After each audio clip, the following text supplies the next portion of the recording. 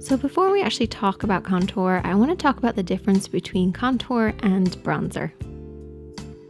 So your contour is a matte shade, it's quite dull, and it's used on the low points of the skin. So basically where you have a shadow, and this will emphasize the bone structure. Whereas a bronzer can be matte, satin, or shimmer.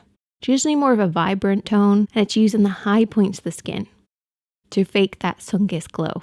So when you're choosing a contour, you have to make sure that it works with your skin tone. If you have a warm skin tone, go for a neutral tone. If you have a cooler neutral skin tone, you can go for a cooler tone. And it should be at least one shade darker than your skin. It doesn't have to be too dark. And it can be cream or powder. If you are using creams, however, make sure you apply it before you apply your setting powder. Otherwise, it's clog city. So I'm going to take my brush, and this is actually a foundation brush, but it has a nice little angle to it. And this means I can really work in the contour. So I pick up a little bit of the contour just on the edge of that angle. And when you're applying contour, I tend to use my brow arch as a guide. I never want to bring my contour in too far. Some people like to use the edge of their eye as well, so you want to make sure you're adjusting this depending on your face shape. So I feel for the hollow of my cheekbone, and you can do a few funny faces, move your face around in order to find that shape. Or if you don't have it, you can always add it in where you want to.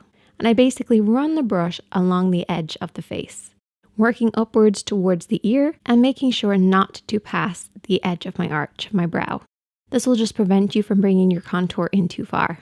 And I don't blend right away, I actually do the other side of my face to begin with and just check the angles to make sure it's working for me.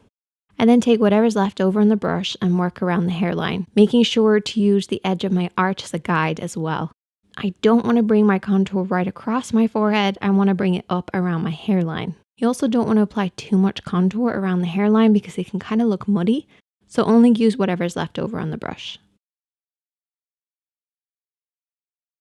Once I feel like the angle's right, I will then blend in the contour that's on the cheeks. And I like to work in an upwards motion because we never want our contour to come down too far. If it comes down too far, it can kind of create a bearded effect.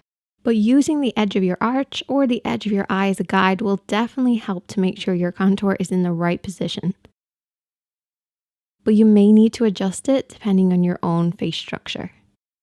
But less is actually more when it comes to contour. So don't overdo it. Use your natural bone structure and just emphasize it however you prefer. I know it used to be a massive thing here on YouTube, but I feel like more people are sticking to what works for them